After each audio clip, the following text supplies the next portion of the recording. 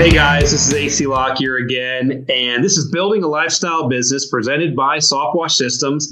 And this week I have Isaac with me, and Isaac, you're with Skyline, right?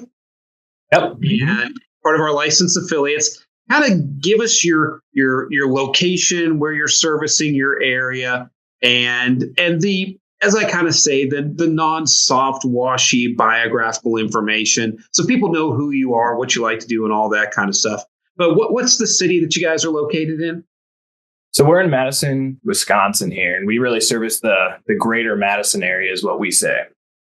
So we've been actually in Madison for 45 years now, and my parents started the company. So I was really born into Skyline. It. And so people may not realize Madison is the capital of Wisconsin. Yep, it is. So that's the capital. It's not a huge city, but it is a decently sized city. What's the population there in Madison? I think, Madison's like 280,000. I think the greater Madison area is around 800,000. Okay, so the greater Madison area is about 800,000. Yep. That's about the size Orlando was when I started Madtown Systems. And wow. now Orlando's 2.9 million people. Jeez. Crazy.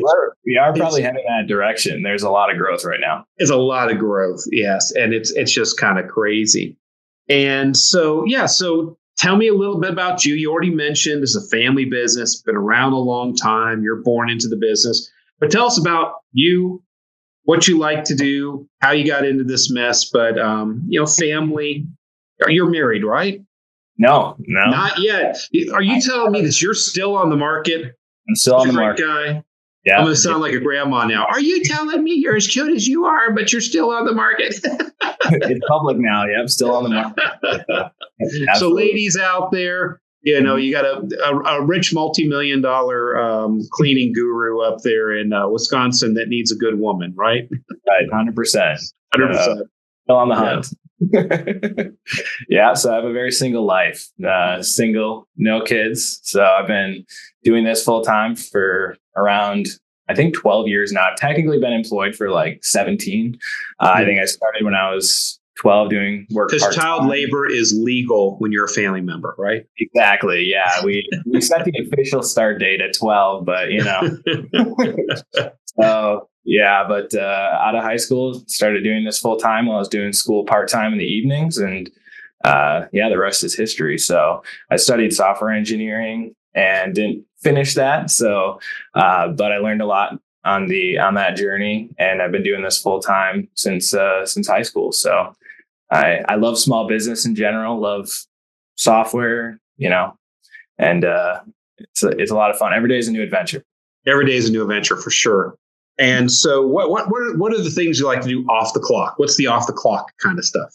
The off the clock recently, I mean, a few years back, it was a lot of weightlifting. So I competed in Olympic lifting.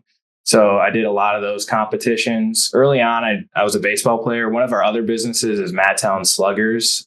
It's an indoor batting cage. So we run that for around 10 years, and it actually shares the office with Skyline here. So we operate that and have coaches come in and do training. And then our third business, as long as I'm on that route, is raising English bulldogs. So we breed English bulldogs. And we've got our hands into a few different things. But yeah, I loved weightlifting. And then more recently, it was a lot of volleyball and disc golf. So my brothers are really into disc golf right now. So I got sucked into it. So well, that's cool.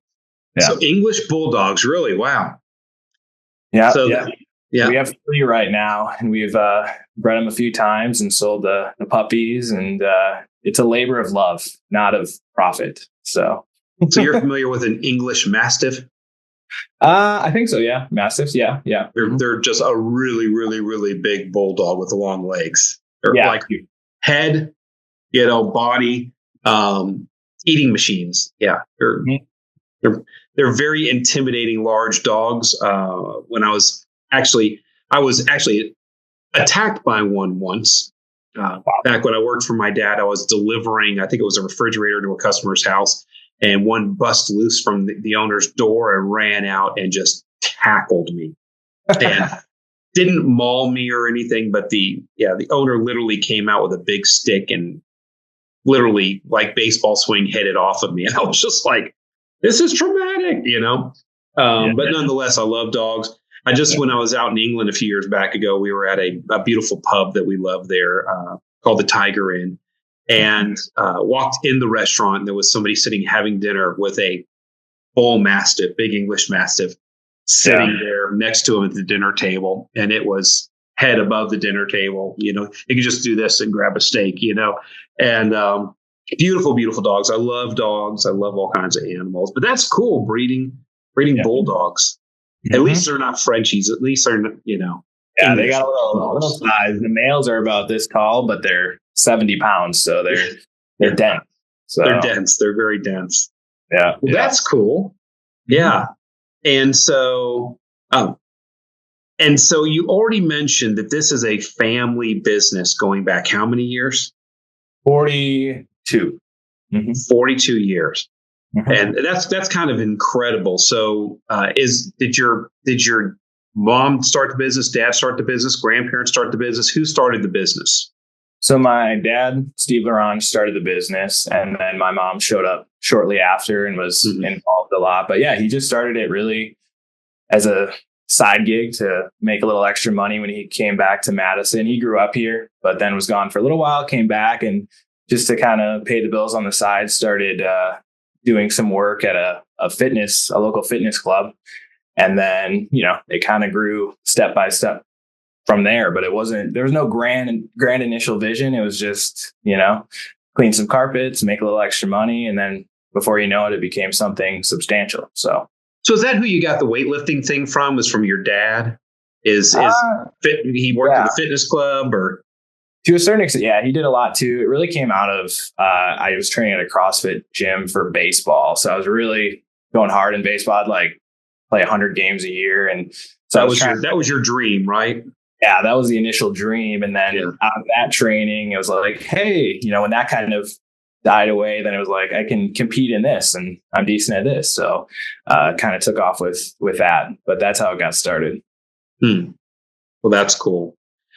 Huh? Yeah. Wow. So family business. I'm third generation service business entrepreneur. And, I started the soft washing thing. My dad didn't, but my dad later joined me in the business.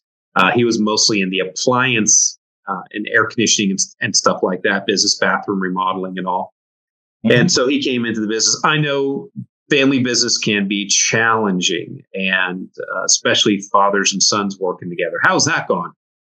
Yeah, it goes well. I mean, my dad and I work together well. It started a lot when he set out to build his own house when I was in my teens. So growing up, I was homeschooled. I didn't mention that, but I homeschooled. And when I was 16, 17, we built our own house, and he general contracted it, I should say. So I was there every single day, working, doing little projects, and we worked together a lot. And, we learned to work together well. Mm-hmm. And I think that was helpful. And then going into the business, I think we've had a really good relationship. I mean, we have our arguments, and people in the office know, when my door's closed, they might hear yelling. Things might be you just might hear yelling. Yeah.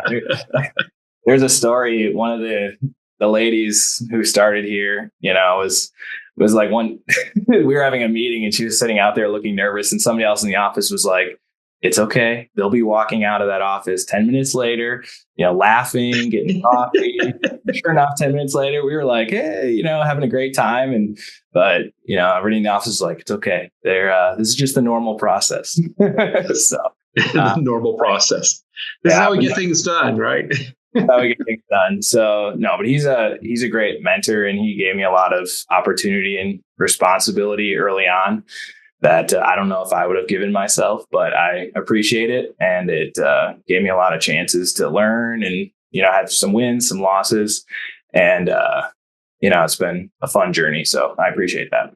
It's tough for, dads and sons. AJ works in the business now with us, and he's over at Disruptor Manufacturing. He was at SoftWash Systems for a while, and you know him well.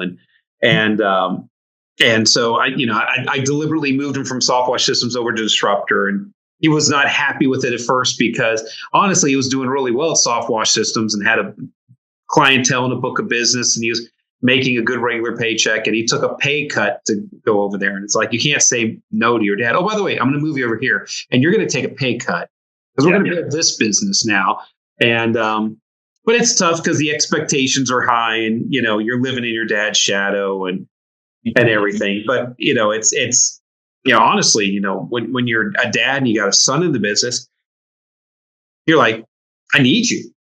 Yeah. I can rely on you. You're my flesh and blood, and I know you've got the genetic material. I know it's in there somewhere, and I just really know what your potential is. So I'm going to move you over here. I'm going to move you over there. I'm going to give you responsibility. I can see it in you, even though you can't see it yourself, and that can be a little stressful sometimes.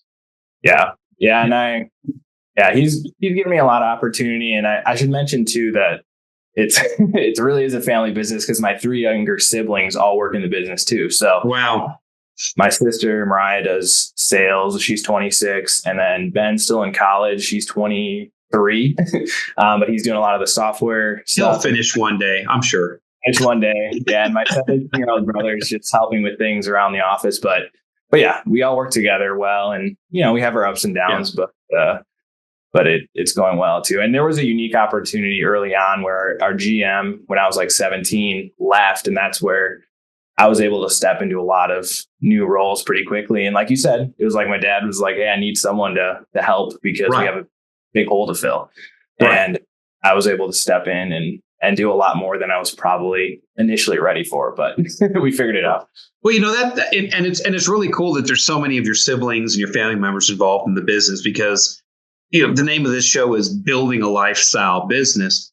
And literally you're building a business that's supporting the lifestyle of a lot of people in your family, a lot of your siblings. And so it's really cool to be able to say that this business is creating jobs, not only for team members or employees out there that aren't in the family, but also too for the family too. And some people might call that nepotism. But it's like, so what? Get over it. It's a family business. The family's going to get some jobs, and if they're capable, I mean, let's not keep somebody in the position if they're not honoring the position. But if the family can step up and do it, why not bless the family? And I think it's wonderful. I had no idea you had so many of your siblings involved in the business. That's just really cool and admirable with your dad and your mom, because that's a lot of vision for that and a lot of responsibility for sure. Yeah. Yeah. 100%. But, it's a great opportunity. It's fun being all able to work together, and it's good. So what originally got your family into the cleaning biz? So, like I kind of mentioned, I mean, my dad came back to Madison for school. I think he was looking to get into vet school and started working at a fitness club. He was like training aerobics or something. And the guy asked him, hey, can you clean the gym in the evenings? And he said, sure. Sure.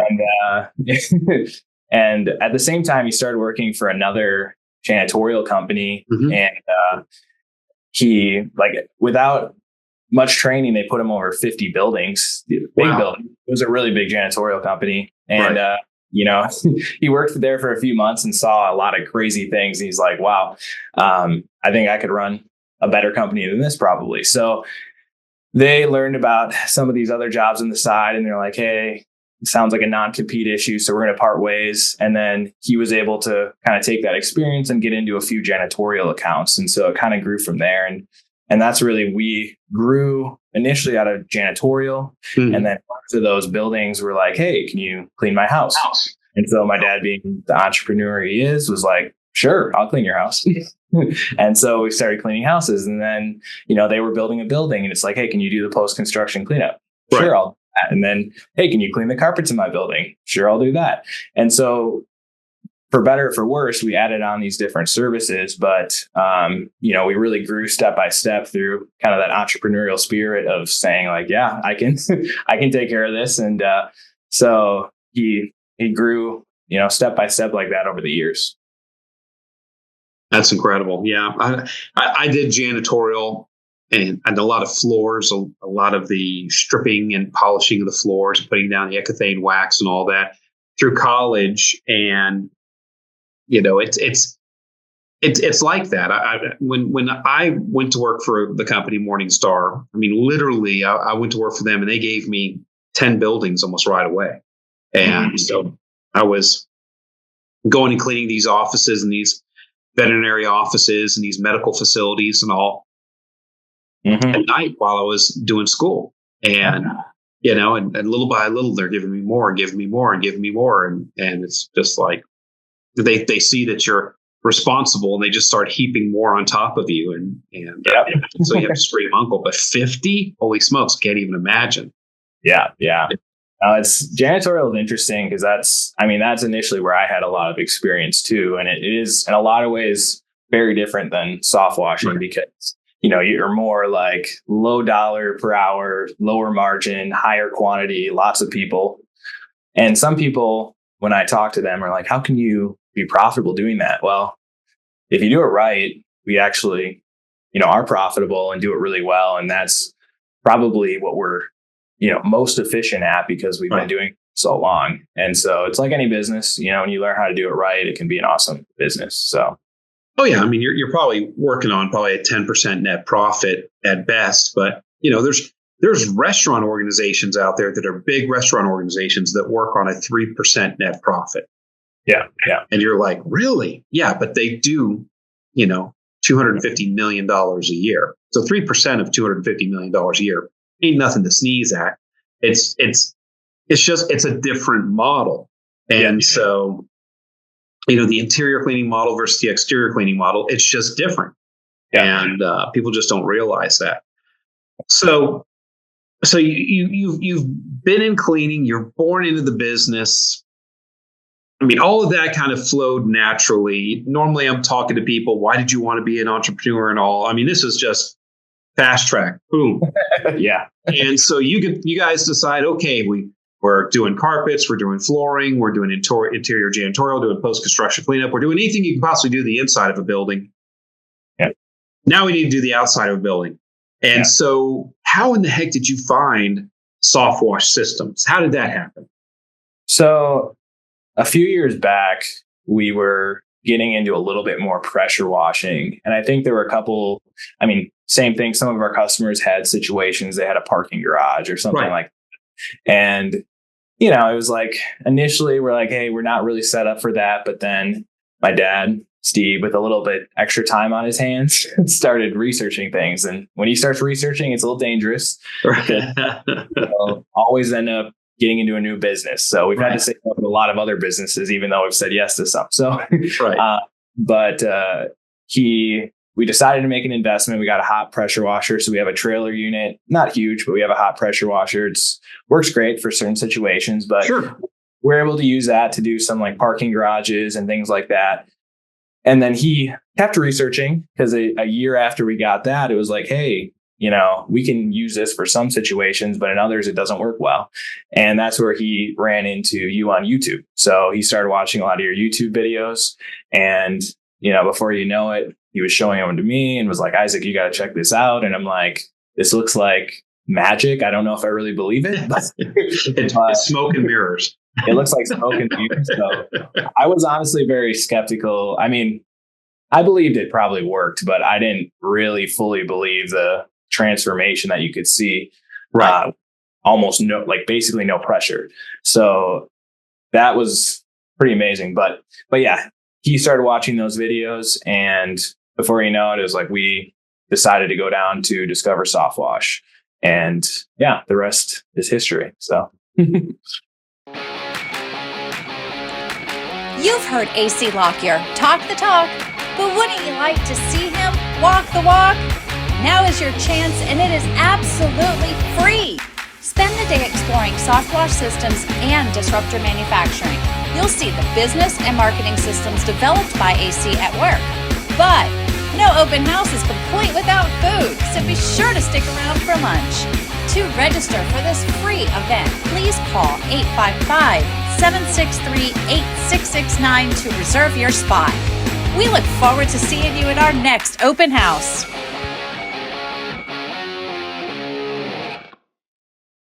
So how long have you been doing the soft washing now? So the soft washing, we're a little over 2 years in. So this season and last season were really our full seasons. The year before was really getting the truck, getting the equipment, getting set up, getting the wrap. You know, doing some guinea pig houses. Yeah. Yeah, exactly. And I mean, I think our situation is a little different than a lot of the other companies in the network, obviously, because we were bringing this into a pre-existing business. Mm-hmm. And it was just it has been a different process to kind of integrate that into our current systems and, you know, develop a team that's focused on that, because it's a little unique where only for like a very short period of time, I was doing the work. And then for a very short period of time, I was selling it. Right. And very quickly, I was like, I need to train a salesperson, you know, an operations person and techs to try to handle this and like get it going, you know? Yeah. Cause you've already done business. You're just dipping your toe in the pool enough in each area of the business to understand it. The scaling was not difficult for you guys because you're just adding another product, a little bit of different of a model because it's exterior cleaning and all, but SoftWash Systems had a lot of that built out for you. You didn't have to reinvent the wheel, so to speak. Absolutely. Yeah. Yeah. And I think maybe I'm jumping ahead, but I think the model, you know, I will give you credit. The model that you put together is excellent, and the training. And I mean, the training is almost as valuable as the equipment. I mean, it's more valuable. Probably more valuable. The equipment is beautiful and it's nice and everything else, but the secret sauce is the training. Yeah. Far and away. Yeah. I can't show you all of it in this, you know, this short meeting, but I mean, how we were able to take a lot of the things that I learned in the training for SoftWash Systems and apply those to house cleaning, janitorial, carpet, window cleaning. I mean, all those areas, it has been transformational. So I always think, I mean, adding soft washing was great, but really it was a pivotal moment in our company history, just with a change in a lot of our marketing approach, our sales approach, and kind of getting that all to the next level. So it has really had a sweeping impact on all of the services. Wow. So I have heard that before from people. We don't have as many people in our network or even owner investors that have come in that already had pre-existing businesses that they were able to bolt it on as closely. But like a Jim McDonough and some of the other people that were in, you know, janitorial or flooring or even window cleaning. Window cleaning, it seems to kind of consume, you know, it eats that up and it just becomes, the window cleaning is just part of the exterior cleaning. But when you're doing flooring and you're doing janitorial, those are two completely different. You know, people are like, oh, it's all interior cleaning. No, interior cleaning, there's 3 different subsets of interior cleaning. And so, you know, and do you guys do any crime scene cleanup stuff? Do you do that? We said no to that. Oh man, that is a whole nother world itself. But when you look at being able to bolt on SoftWash Systems and then the systems and the protocols, the procedures, the checklists, the marketing, all the things that we give you start to bleed over to the other areas of the business, the compounding factor of helping the rest of the company to grow has been remarkable for other people that have bolted it on to their pre-existing businesses. Yeah, no, absolutely. Yeah. And that's what, I mean, like one concept like the popcorn marketing, I mean, something like that. It's like, can you apply that to house cleaning? Can you apply it to carpet cleaning? I mean, it really applies to any home service industry. So it has been really remarkable, you know, the impact of that. So you're basically 2.5 years in. The first half year, I'm not even going to ask you your numbers because that was kind of your get started, guinea pig, screw around with it. Your first year that you did it, how much did you end up revenuing in soft washing? Do you have those numbers? Yeah, I mean, I'll say ahead of time that I'm not necessarily proud of these numbers, but I intend to make them better. I mean, I think last year we did around like 70, 80,000. Mm-hmm. And I mean, this year it's not great. Like I said, I'm not proud of these numbers, but I think we're still going to be around 100,000. Okay. And we've learned some things in the process. We ramped up our marketing a ton, and we've really probably it's been the sales that we're under capacity, I should say. And so our problem has been we have too few sales staff for the amount of services we're trying to sell. And so we've learned a lot in the process, and we're trying to make those adjustments to get into the next year. Right. It's not for, the lack of opportunity out there. We got to make some adjustments. So, well, and you have to understand too, is the other negative of having a pre-existing company that you're bolting this onto and all is you don't have to make soft washing work to survive. Yeah. Okay. You have other revenues, other income coming in. It's not a do or die situation. But I can ask you another question, which will go back to the statement that you're making before I asked you what the revenues are. If you look at the overall growth of your business since you interacted with SoftWash Systems, if you bring in your janitorial and your floor cleaning and post-construction cleaning and soft washing and everything else, how much has your overall operation grown in the last 2 years? Yeah, I mean, we're doing between 10 to 20. I think we're going to be around 15% this year. So, I mean, we definitely are growing. And I think, I know the topic of your conference in January was weather the storm. And I have referenced that a few times this year because I think it is a hesitant market. But, I think we're moving in the right direction. So we have been absolutely growing. And I mean, right now, I don't think I mentioned this before. We have around 100 employees, 70 to 80 of them are in janitorial, or I should say commercial. But, we're seeing good growth numbers and we're moving in the right direction. I mean, is it where I want it to be yet? No, but it's moving in the right direction. No, absolutely. And it is growing. Hey, listen, when you look at my first year in business, I did around $83,000. My second year business was about $85,000. And it's worked out well for me. So you're not that far off track. Yeah. I think it's just you got to keep making adjustments and pushing. Yeah. I think people are too quick to throw in the towel. But I mean, we've learned a lot. And like I said, I mean, we always go back to something you said of like, you had one salesman per truck.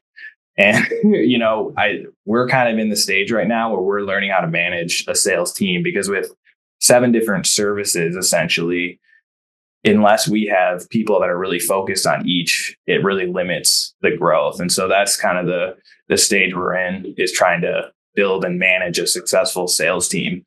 And last year was more implementing a lot of marketing. And now it's like, okay, we're getting the marketing rolling, but we got to get the sales rolling as well. So, but yeah, it's a fun stage to be in. We got some awesome people. So, what I've learned over the years is when I was putting together my sales teams, if there was something it's human nature for salespeople to do this. If there's something that's easier to sell or something that just automatically happens, they're going to do that. They're not going to take the new thing and dig in deep and try to develop it. They're going to run leads and take the easy low-hanging fruit that's coming to them. And when you bring in something new like soft washing and just add it to everybody's portfolio, they're not going to grab it up. You have to take one person and say, you're the soft washing guy. And gal. And then the other thing that I realized is I couldn't let residential people sell commercial work, because 100%. Then they would look at the big dollars of commercial and they go, oh, I'm going to go after that $20,000, $30,000 job. And the property manager would be like, oh, we love you. We think you're wonderful. We're going to give you this job. And 3 months later, oh, you're wonderful. We love you. We're going to give you this job. And 6 months later, oh, we love you. We think you're wonderful. We're going to give you this job. And you're like, waiting with bated breath to get this job. You're not paying attention to the everyday cash flow of residential. And then all of a sudden you call them up. They go, oh, I'm sorry, we picked somebody else. And you're like, I thought you loved me, thought I was wonderful, and you're going to give me the job. And then you've ignored the residential you should have been planting seeds and working on and developing and all, because you saw this huge, big job out there that you thought, I'm going to cash in on that thing. And so you've got to be very strategic on the territories you give your salespeople, the products you allow certain salespeople to sell, and really meter out. And that's why even when you're developing a sales team, you have to look at a salesperson. Each individual salesperson has a capacity. And so you could take a person that sells $1 million a year and put them in a $5 million a year territory, and they'll still just sell $1 million a year. Mm-hmm. And you can put a $300,000 a year salesperson and there that sells $300,000 a year, and they'll put them in that same $5 million territory and they'll sell $300,000 a year. But you can put a $5 million a year salesperson into the $1 million a year salesperson's territory, and they will sell $5 million a year. And so it's all based also too on the personal capacity. So when you see somebody hit their personal capacity, you have to split their territory. And it's some people see it as being mean and that you're stealing from them and you're cutting their territory in half and you're cutting their opportunity. No, we know as soon as we take that territory and we cut it in half, yes, your paycheck just got cut in half, but you're going to dig back in and you're going to build back up to what your personal capacity is. The way to grow the company is to split the territories, because if you're a $500,000 a year salesperson, I might be able to keep my thumb on you and really push you to get $600,000 a year, but that's the maximum you're ever going to do. So that territory doesn't dictate that. The spot between the eyebrows, 1 inch back in the skull, I always say there's a number, written on a gland, and on that gland, written in Helvetica bold number 12 type, is the number somebody needs to get or amateurize each week at a paycheck to hit the number they think they need to make in a year to float their ship or pay their bills. And so you're learning through a lot of the stuff that we do here at SoftWash Systems, how to develop your sales teams. Because what's the overall revenues of your company, would you think, right now? We're doing just under 4 million. Okay. So if you got a company like that, just a 30% increase takes you to $5.5 to $6 million a year. And so, and it doesn't take a lot of tweaks here or there to do a 30% increase. Yeah. And so that's where, when you start getting bigger and numbers really start working in your favor. And then if you look at just 15% growth, a $4 million a year company at 15% growth, 20 years down the road is a $35 million a year company. Yeah. No, you just got to keep taking steps in the right direction. Our 4-year goal is what you got to do. Yeah. Our 4-year goal right now is to get to that 10 million. So our little mantra around here is the $10 million mindset. So, when we're making decisions, it's like, is this going to get us to 10 million? Is this what a $10 million company would do? And I think it's a good mantra, because that's what we're really trying to build ourselves into. When you mention how many siblings that you have in your company, and you talk about mom and dad and you and your siblings, your brothers and sisters, when you look at that, you have to take, and the rest of your team, and you almost have to sit everybody down and look at them and say, how much do you want to make a year? What do you think you need to make a year to achieve your lifestyle? What do you think you need to make a year to achieve your lifestyle? What do you need to make a year to achieve your lifestyle? And take all of those dollar amounts and then put it together into $1 amount, and then say, okay, if we're a service business, we're janitorial, because in janitorial, you're for sure selling labor. You're not really selling chemicals. You're not selling a product. You're selling labor. So that goes very much on the 50 cents on the dollar payroll model. You have to take all of that payroll, what I would call the dream payroll, everybody's dream paycheck, add it together, multiply it by 2, and that's the size company you need. And then you look at everybody and go, okay, guys, what are we going to do to grow this company? To support our lifestyles, to create our dream payroll, to help us to achieve our life goals and dreams. Everybody goes over to the dream board and pins on the dream board the thing that they want. To get those things that we want, what kind of company do we need to build? And I've had this discussion with my manufacturing company. I've had it with SoftWash Systems. I've had it with my other businesses that I own. And I look at them, I say, guys, I'm not building this business for me to be wealthy. I could sell everything I have right now and retire for the rest of my life. Okay. And have enough money to give my kids that they would never have to work another day of their lives. And so me starting new businesses and growing businesses and everything has actually very little to do with me. It has to do with everybody else in the room and me looking at them and saying, what is their dream paycheck? And then if you look at all the team members, they say, well, my dream paycheck is this. Say, okay, great. We need to build this size company.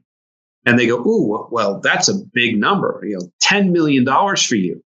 Well, how many more janitors, housekeepers, soft washers, window cleaners, carpet cleaning technicians. How many more people do we need then even to achieve that goal? Now you got to put their payroll on top of that. And all of a sudden you realize, to get to that 10 million, we're going to need more team members. We're going to need to create more payroll. And ultimately, that's what you're doing is you're creating this microeconomy that revolves around your business, creating these paychecks for all your team members so that they can have a wonderful life too. And at the end of the day, if that's not what drives you, you should probably get out of business, honestly, because all business is you extending your family out to a whole lot of other people that you're responsible for. Yeah. Yeah, that's definitely the most rewarding part. So I like that perspective of looking at it. Because you can impact the lives of your team and create an income for them and your family. And that's winning. That's achieving the goal. So. Right. Yeah. And you're competitive. You've already talked about baseball. And then when the baseball dream didn't happen I wanted to be a lead singer in a heavy metal rock and roll band. So I'm with you. That was never one of my dreams. It didn't work out. You moved to the next dream. I went to fishing and I became a national champion fishing. You went to Olympic style weightlifting and all. And because you're competitive, we have to be something. We got to be pushing against something, trying to achieve something all the time. And so, it's good to grow businesses and be competitive and want to go out there and win and put scores on the board and everything else. But eventually, what it really has to do with is for me to improve my life and achieve all my life's goals and dreams, I got to help a lot of other people achieve their life's goals and dreams. Because the more people I help, the more they'll push and propel me up. We have a symbiotic relationship to each other. Yeah. And that's what makes it fun again. Yeah. The old rising tide raises all ships. So yeah, for sure. So, okay. So the 10 million, normally I ask, where are we going with this now? So what are the plans then to get to 10 million? Are you going to grow your different divisions? We're on here talking about building a lifestyle business, but it is, presented by SoftWash Systems. What is your goal, or what are the steps that you're going to take to grow that soft washing side of your business? Yeah. We want to make each area of our business a legitimate standalone business. And that includes the soft washing. So, we want to 100% get that up to $100 or $1 million plus in revenue. And I think that Madison can support that. Oh, sure. Yeah. So, that's really our initial goal. And, the rising tide raises all ships. I think by doing that in conjunction with these other services, the goal is we make each of these grow and hit those revenue goals, and that'll get us to 10 million. So, but obviously, like we talked about, we're going to have to build a successful sales team. We got to, master our marketing. We got to get our operations cleaned up a little bit. So, it's a journey, but I think in the next couple of years, we're going to make a lot of progress towards that goal. So what does getting to 10 million mean for Isaac? What is that going to get for you? What's your dream that's attached to that? It's a fun challenge. No, I think that's a tough question. I think for me, it's obviously great. I'm sure there'll be more opportunities to make more money. But I do think, like you talked about, at the end of the day, just seeing the team win is the most rewarding part. So, I love the team we have here. The people are awesome. I think behind me, you can see the last 2 years we won top workplaces. Mm-hmm. And I think that culture, getting to work here, building a lifestyle business, it's rewarding. So I think I want to keep growing to give the people here more opportunities. And that's really, the pressure I feel is like, I want to keep this thing moving in the right direction so that the people here can continue to grow and have more opportunities in their life. And that's going to get us to 10 million. So. Cool. Okay. So that's bull crap. What's the car you're going to, you don't have a wife, you don't have any kids. I want to know, what car are you going to buy? Hey, well, I have to tell you, AC, right now I drive a company car. It's a Prius. It's a Prius. Okay. So you're Priuses are not chick magnets. So just give me an F50 and I'll be happy. Okay. I'm not picky. So did you say an F-150? Yeah. Oh, Okay. Let me be more precise. Yes. I want a Raptor. That's the dream. You want a Raptor. Yeah. Well, I mean, if you're going to go Raptor, dude, you might as well go Shelby Baja Edition. Okay, fair. You're the car guy. That's $120,000. You know, it's a nice truck. You know, I think they might be 140 now, but yeah. Because you got to get them while you're young. Because if you ever get a significant other in your life and everything else, you start building houses and having kids and all that kind of stuff. You'll never get a chance to get that again until you get to be my age. And then, of course, I went out and got an F-100 and put a Coyote engine in it. And you know what I've done, the rabbit hole I went down. So, yeah, so I better move fast. I got to hit that growth goal fast so I can fit it in while I still can. So that's right. Yeah. Well, cool. Great conversation. I learned some new stuff about you. Awesome. That's the goal. So that's awesome. Well, hey, listen, guys, I'll let you close this out. What would you say to somebody that's considering going into the soft washing business and considering hooking up with SoftWash Systems? So I thought about this question. I think it's a great opportunity. I think if you think it's going to be a get rich quick scheme, it's not. You know, you're going to have to work hard. You're going to have to put the effort in.